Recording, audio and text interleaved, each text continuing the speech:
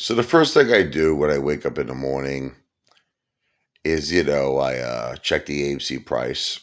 A lot of times I'm not up in the morning. It could be the afternoon, whatever the case may be. Which is the first thing I do when I wake up. So in this case, it's the morning. And in the pre-market AMC's, what was it, like 14.33 or something? We're currently down. And then the second thing I do is I start looking into all of the AMC clickbait channels to see what they have to say. Specifically, J Lou. And I can always count on him to have some kind of crazy story. The perfect squeeze. That was his latest video. Not just a squeeze, the perfect squeeze. I like how he emphasizes that. And the more and more I hear Lou speak, I don't know how you feel about it, but it just reminds me of like fairy tales. It's like, and I'm not saying to people understand something that I don't believe in AMC, because obviously I do, but it's just the way that he presents it. He presents it like it's a joke to me. He really does. Because it's like all he does is come up with story after story. It's like that's why I call him Walt Disney Lou. And it kind of reminds me of, like, before my daughter goes to sleep, I tell her like stories, Red Riding Hood. um I tell her, Humpty Dumpty, you know whatever the case may be. I tell her the big bad wolf. She always gets scared with that part. I said, I'll huff and I'll puff and I'll blow your house down. And it's like, I realize that there's a form of entertainment to this. You know, it's like, we know it's not true, but it's very interesting to hear. And I think that's what Lou's whole deal is. He's just a guy who, maybe it's just interesting, maybe just hear him speak. None of it's true. He has no idea what he's talking about. He has absolutely no Wall Street experience. He has absolutely no Wall Street connections. So basically, Lou he's like everything he says, he's a storyteller. It's fairy tales. Like, the thing, if I was like Lou, I wouldn't even stop at calling it like the perfect squeeze.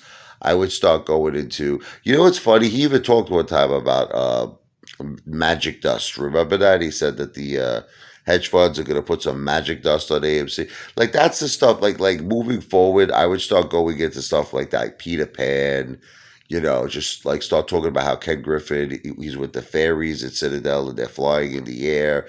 And the object is that we have to fly to the apes. We have to fly in the air with them. And ultimately, I have to get into the Apefather, or it could even be Lou. You know how, like, Peter Pan and Captain Hook, they had the sword fight. So, like, Lou has to have the sword fight with Ken Griffin, and obviously, if Lou is victorious, that's going to be the AMC Moaz. Okay, so that's the direction I think Lou needs to start going. He needs to start, just telling a little bit more like, make it a little bit more, like the never ending story, stuff like that. Talk about how Lou will go on this big, fluffy, whatever you want to call it, this like horse dragon or whatever it was, and Lou's gonna fly in the air throughout Central Park and throughout New York City, and he's gonna see Ken Griffin, running in the street. Remember how in the never ending story, they all the bullies of Sebastian, everybody who was a bully. Well, that's what it should be with Lou. And, like, this big gigantic huge flying horse dragon, whatever it is going to go flying, and basically Ken Griffin's going to go jump into the garbage pail, and then we're going to have the AMC Boaz. It's just that Lou stories are just so out there. They really are. It reminds me of like a Treo with the never ending story. It's just.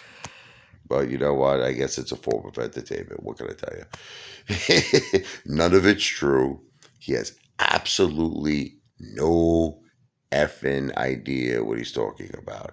But it's like, that's what I'm saying. It's kind of like, it's like a child. It's like, when, like, your kids are in school, and they're doing arts and crafts, and they're using their fingers, and they're painting things, and they're making, my daughter's a great artist. I mean, and she creates a lot of beautiful things. She makes funny. She has this program now. You know how they're all doing Everything is online now, and she makes my face look like I'm like a bunny or I'm like a cat. And all of this stuff is very, very similar to Lou's content.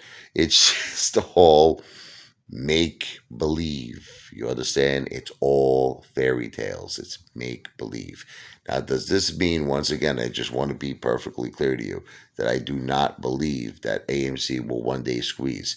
Yes, I believe it. But the thing is, it's just Lou is making a mockery out of it, because it's like, it's just, you know what you should just do?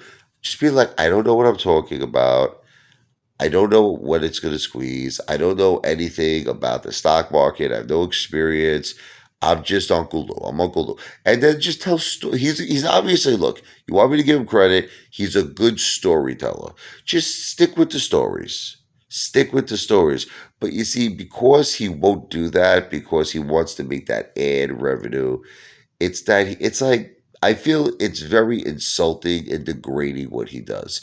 He takes something that all of us have our money in, and we all have dreams and ambitions of success, and he's making like a fool out of us, because he just keeps rambling on with these fairy tale stories. None of them exist, because he has no effing idea what he's talking about.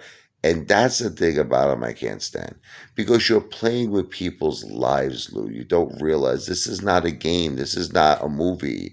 This isn't, the never ending story. This is something where we are really counting our family's future. And it's like, just, you're a bullshit artist. You know what I mean? You don't know nobody. You don't have an inside track. The only word on the street with you know what it is. I don't have to say it anymore. Conjugal visits.